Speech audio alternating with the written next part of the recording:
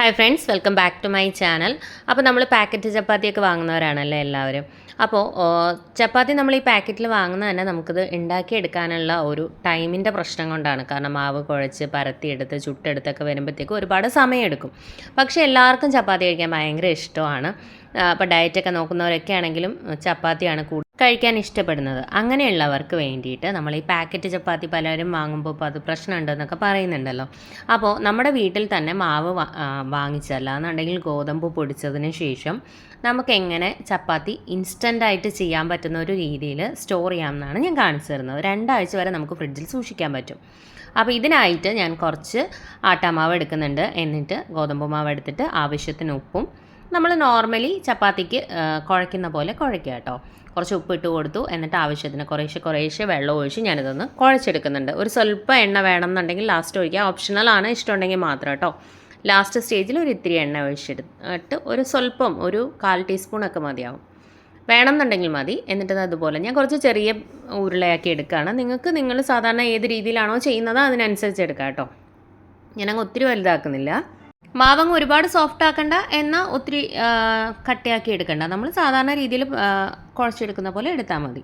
എന്നിട്ട് അതൊന്ന് മാറ്റി വെച്ചിട്ട് നമുക്കൊരു ചപ്പാത്തിക്കെല്ലാം എടുക്കാം. ഇതിനകത്തേക്ക് ആവശ്യത്തിന് മാവ് തൂക്കി കൊടുത്തിട്ട് നമുക്കിതൊന്ന് പരത്തിയെടുക്കാം. അപ്പം ഞാൻ ചിലർ എണ്ണ യൂസ് ചെയ്താണ് പരത്തിയെടുക്കുക. ഞാനിപ്പോൾ അങ്ങനെയല്ല. ഭൂരിക്കൊക്കെ ഉണ്ടാക്കുമ്പോഴൊക്കെ സാധാരണ എണ്ണയാണ് ചിലർ തേക്കുക. ഞാനിപ്പോൾ മാവ് തന്നെ ഇട്ടിട്ട് പരത്തിയെടുക്കണം. അത്യാവശ്യം മാവ് ഇട്ടിട്ട് പരത്തിയെടുക്കുക. എന്നാലും ഒരുപാട് മാവിട്ട് പരത്തിയെടുക്കേണ്ട ആവശ്യമില്ല കേട്ടോ, ആവശ്യത്തിന് മാത്രം മതി. സാധാ രീതിയിൽ നമ്മൾ എങ്ങനെ ചപ്പാത്തിക്ക് പരത്തുന്നോ അതുപോലെ പരത്തിയെടുക്കുക. അപ്പോൾ ഇത് നമുക്ക് ഒരു പാത്രത്തിലേക്ക് മാറ്റാം. ഞാനൊരു പ്ലേറ്റിലേക്ക് മാറ്റിയിട്ടുണ്ട്. ഇതുപോലെ നമുക്കെല്ലാം ഇതുപോലെ തന്നെ പരത്തിയെടുക്കുക. ആവശ്യത്തിന് മാവ് യൂസ് ചെയ്യുക, തീരെ മാവില്ലാതെ എടുക്കരുത് കേട്ടോ. അത്യാവശ്യത്തിന് മാവ് എടുത്തോളൂ, ഒരുപാട് കൂടുകയും വേണ്ട. ആ ഒരു രീതിയിൽ വേണം. മാവ് ഒരുപാട് ഇട്ട് നമ്മളിങ്ങനെ പരത്തി എടുത്തു കഴിഞ്ഞാൽ അതിനകത്ത് ഒരുപാട് മാവ് ഇങ്ങനെ പറ്റി പിടിച്ചിരിക്കും. അപ്പോൾ നമ്മൾ ആ പാനിലിടുമ്പോൾ അത് ചൂടാവുമ്പോൾ ആ മാവ് കരിഞ്ഞു കഴിഞ്ഞാൽ നമ്മുടെ ചപ്പാത്തിക്ക് ആ ഒരു കളറ് പിടിക്കും. അതുകൊണ്ടാണ് അധികം മാവിട്ട് പരത്തരുതെന്ന് പറയുന്നത് കേട്ടോ. ആവശ്യത്തിന് മാത്രം മാവ് യൂസ് ചെയ്യുക. അപ്പോൾ ഇതെല്ലാം ഞാൻ അതുപോലെ പരത്തി അങ്ങനെ തന്നെ അടുക്കി വെച്ചിട്ടുണ്ട്. സഡനായിട്ട് തന്നെ ചെയ്യുക കേട്ടോ, ഒരുപാട് നേരം അങ്ങനെ വെച്ചേക്കേണ്ട ആവശ്യമില്ല.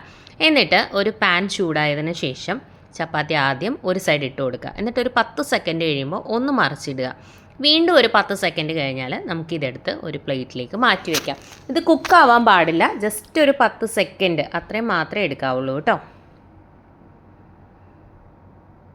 2 സൈഡും തിരിച്ച് മറിച്ച് വിട്ട് ഒരു 10 സെക്കൻഡ്. എന്നിട്ട് ഞാൻ അതെടുത്തിട്ടുണ്ട്, ഒരു പ്ലേറ്റിലേക്ക് മാറ്റി വെച്ചിട്ടുണ്ട്. ഇനി ബാക്കി എല്ലാ ചപ്പാത്തിയും നമുക്ക് ഇതുപോലെ തന്നെ ചുട്ടെടുക്കാം. അതായത് നമ്മൾ ഇടുന്ന സൈഡ് ഒരു 10 സെക്കൻഡ് ആകുമ്പോൾ മറിച്ചിട്ട് അതും ഒരു 10 സെക്കൻഡ്, അത് കഴിഞ്ഞാൽ എടുക്കാം. അങ്ങനെ ഇതെല്ലാം നമുക്ക് ചുട്ട് മാറ്റി വയ്ക്കാം കേട്ടോ. അതിനുശേഷം എന്താ വേണ്ടതെന്ന് വെച്ച് കഴിഞ്ഞാൽ ഇതൊന്ന് തണുക്കാൻ വേണ്ടി മാറ്റി വയ്ക്കാം. നിങ്ങളിപ്പോൾ എത്രത്തോളം ചപ്പാത്തി ചുട്ടെടുക്കുന്നോ അതിനനുസരിച്ച് ചെയ്യാം. അപ്പോൾ ഒരാഴ്ചത്തേക്കോ 2 ആഴ്ചത്തേക്കോ ഒക്കെയുള്ള ചപ്പാത്തി നിങ്ങൾക്ക് വേണമെന്നുണ്ടെങ്കിൽ, നിങ്ങൾക്ക് ലീവ് കിട്ടുന്ന സമയത്ത്, അതായത് ഇപ്പോൾ സാറ്റർഡേ സൺഡേസിലൊക്കെ ലീവ് കിട്ടുകയാണെന്നുണ്ടെങ്കിൽ നമുക്ക് സമയമുള്ളപ്പോൾ ഇതുപോലെ ചെയ്ത് വയ്ക്കുക കേട്ടോ.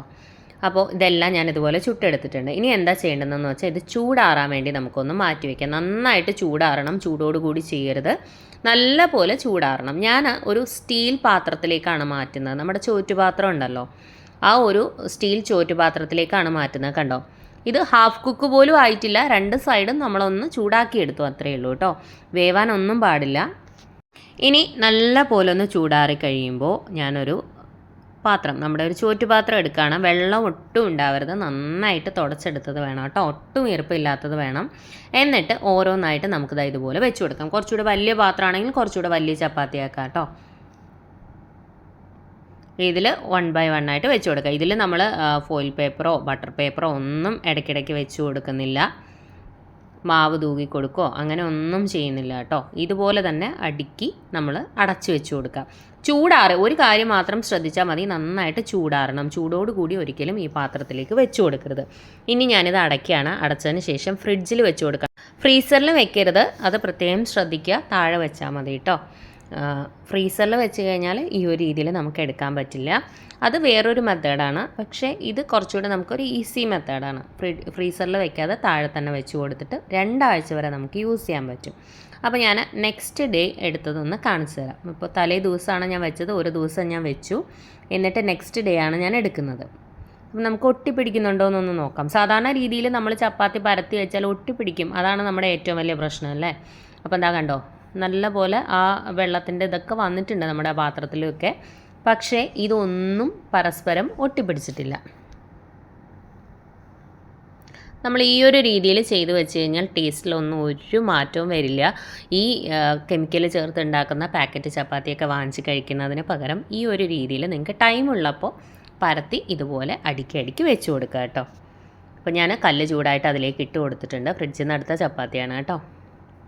2 സൈഡും ഒന്ന് ചൂടാക്കി എടുക്കുന്നുണ്ട്. സ്വല്പം എണ്ണ തൂക്കി കൊടുക്കാം, വേണം എന്നുണ്ടെങ്കിൽ ഓപ്ഷണലാണ് കേട്ടോ. മറിച്ചിട്ട് കൊടുക്കാം. മുകളിലും ഞാൻ ഒരു സ്വല്പം ഇട്ട് കൊടുക്കും. അപ്പോൾ നിങ്ങൾക്ക് ഗീ വേണമെങ്കിൽ അങ്ങനെ ചെയ്യാം, ബട്ടർ ആണെങ്കിൽ കുറച്ചുകൂടി ടേസ്റ്റാണ് കേട്ടോ, നല്ല സോഫ്റ്റായിട്ട് കിട്ടും കുറച്ചുകൂടി. കണ്ടോ, നന്നായിട്ട് പൊങ്ങി വരുന്നുണ്ട്. ഇത് ശരിക്കും നമ്മൾ അപ്പം ഉണ്ടാക്കിയെടുത്ത ചപ്പാത്തിയാണെന്നേ പറയുള്ളൂ കേട്ടോ. പാക്കറ്റ് ചപ്പാത്തിയൊക്കെ കഴിക്കുമ്പോൾ ശരിക്കും നമ്മൾ വീട്ടിലുണ്ടാക്കുന്ന ചപ്പാത്തിയും പാക്കറ്റ് ചപ്പാത്തിയും നമ്മളെ ടേസ്റ്റ് അറിയാമല്ലോ, ആ ഒരു ഡിഫറൻസ് ഒരിക്കലും ഇതിലുണ്ടാവില്ല. നമ്മൾ അപ്പം ചുട്ട ചപ്പാത്തി പോലെ, അതായത് അപ്പം നമ്മൾ പരത്തി ചുടുന്നത് പോലെ ഉണ്ടാവുള്ളൂ. നന്നായിട്ട് വെന്ത് കിട്ടി, നല്ല സോഫ്റ്റാണ് കേട്ടോ. ഇത് നമ്മൾ ചുടുമ്പോൾ സാധാ രീതിയിൽ നമ്മൾ എങ്ങനെ ചപ്പാത്തി ചുട്ടെടുക്കുന്നോ അതുപോലെ, ഒരുപാട് അങ്ങ് ഹൈ ഫ്ലെയിമിൽ വെക്കരുത്. ഇടയ്ക്കിടയ്ക്ക് കൂട്ടിയും കുറച്ചും അങ്ങനെ നമ്മുടെ ഫ്ലെയിം അഡ്ജസ്റ്റ് ചെയ്ത് എടുത്തു കഴിഞ്ഞാൽ ചപ്പാത്തി നല്ല പോലെ കിട്ടും. കണ്ടോ, നന്നായിട്ട് പൊങ്ങി വരുന്നുണ്ട്. ഇടയ്ക്കിടയ്ക്ക് സൈഡൊന്ന് പ്രസ് ചെയ്ത് കൊടുത്താൽ മതി കേട്ടോ. സിമ്പിളാണ്, നമുക്ക് പെട്ടെന്ന് ചെയ്തെടുക്കാം. സമയമുള്ള കുറച്ച് സമയം ഇതിനകത്തേക്ക് ഒരു ഹാഫ് ആൻ അവറൊക്കെ തന്നെ വേണ്ടി വരില്ല. നമുക്ക് ഇത്രയും ചെയ്ത് ഒരുപാടൊക്കെ ചെയ്യുന്നവർക്കാണ് ഹാഫ് ആൻ അവറൊക്കെ വേണ്ടി വരിക. അത്യാവശ്യം ഒരു 2-3 പേരുള്ള ഫാമിലിയൊക്കെ ആണെങ്കിൽ ഒരു ഹാഫ് ആൻ അവർ പോലും വേണ്ടി വരില്ല. മാവ് കുഴച്ച് അപ്പോൾ തന്നെ നമുക്ക് മാവ് അങ്ങനെ വെച്ചേക്കേണ്ട ആവശ്യമില്ല കേട്ടോ. നന്നായിട്ട് പ്രസ് ചെയ്ത് കുഴയ്ക്കുകയാണെന്നുണ്ടെങ്കിൽ കുറേ നേരം ചപ്പാത്തി മാവ് കുഴച്ച് വെക്കേണ്ട ആവശ്യമൊന്നുമില്ല, നല്ല സോഫ്റ്റായിട്ട് തന്നെ കിട്ടും കേട്ടോ. നന്നായിട്ട് കുറച്ച് ബലം കൊടുത്തിട്ട് പ്രസ് ചെയ്ത് കുഴച്ചെടുത്താൽ മതി, നല്ല സോഫ്റ്റ് ചപ്പാത്തി ആയിരിക്കും. അപ്പോൾ ഞാൻ പറഞ്ഞ പോലെ കുറച്ചുകൂടെ വലിയ ചപ്പാത്തി ഉണ്ടാക്കുന്നവർക്ക് കുറച്ചുകൂടെ വലിയ പാത്രം എടുക്കുക, സ്റ്റീൽ പാത്രം തന്നെ എടുക്കുക കേട്ടോ, വേറെ പാത്രങ്ങളൊന്നും എടുക്കാതിരിക്കുന്നതാണ് നല്ലത്. അപ്പോൾ എല്ലാവരും ഈ മെത്തേഡ് ഒന്ന് ട്രൈ ചെയ്ത് നോക്കുക. 2 ആഴ്ചയിൽ പുറത്ത് നമുക്ക് സുഖമായിട്ടിരിക്കാൻ പറ്റും. അപ്പോൾ ട്രൈ ചെയ്തിട്ട് എങ്ങനെ ഉണ്ടായിരുന്നു ഫീഡ്ബാക്ക് അറിയിക്കാൻ മറക്കരുത് കേട്ടോ. കാരണം നിങ്ങളുടെ ഫീഡ്ബാക്ക് കാണുമ്പോഴാണ് മറ്റുള്ളവർക്കും ട്രൈ ചെയ്യാനൊരു ഇൻട്രസ്റ്റ് വരിക. അപ്പോൾ എല്ലാവരും ഒന്ന് ട്രൈ ചെയ്ത് നോക്കുക. ട്രൈ ചെയ്തിട്ട് എങ്ങനെ ഉണ്ടായിരുന്നു എന്ന് ഫീഡ്ബാക്ക് അറിയിക്കണം. ഇതുപോലെയുള്ള റെസിപ്പീസൊക്കെ ഇഷ്ടമാകുന്ന ഫ്രണ്ട്സിനും ഫാമിലിയിലും ഒക്കെ ഉള്ളവരുണ്ടെന്നുണ്ടെങ്കിൽ വീഡിയോസ് ഒന്ന് ഷെയർ ചെയ്ത് കൊടുക്കണേ, ചാനലൊന്ന് സപ്പോർട്ട് ചെയ്യാൻ പറയുക. അതുപോലെ ഇതുവരെ ചാനൽ സബ്സ്ക്രൈബ് ചെയ്യാതെ വീഡിയോ കാണുന്ന ആരെങ്കിലും ഉണ്ടെങ്കിൽ സബ്സ്ക്രൈബ് ചെയ്യാനും അടുത്തുള്ള ബെലൈക്കൺ പ്രസ് ചെയ്യാനും മറക്കരുത്. വീഡിയോ ഇഷ്ടമായിട്ടുണ്ടെങ്കിൽ ലൈക്ക് ചെയ്യണം, ഷെയർ ചെയ്യണം, കമൻറ്റ് ചെയ്യണം, അതുപോലെ തന്നെ ഹൈപ്പ് ചെയ്യാനും മറക്കരുത്.